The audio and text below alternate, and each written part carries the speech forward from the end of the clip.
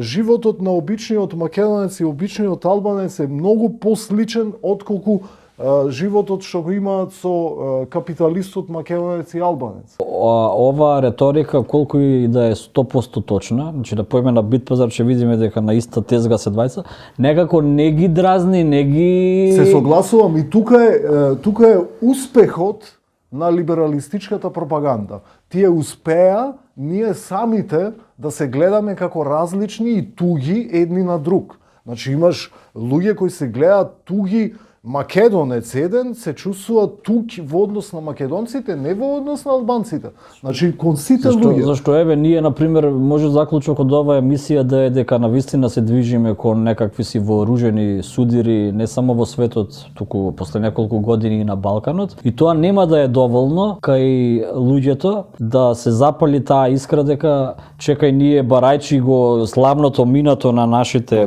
предци, ние ќе останеме без животот и без куќите. Поентата е како да успееме да удриме на кочницата на возилото што не води во провалија и да го свртиме кормилото или воланот и да одиме во друга насока. И сега една од начините е како наспроти идеологијата на поделби, а идеологија на поделба не се само националистите. Поколку сакаш, значи и либерализмот е идеологија на поделба.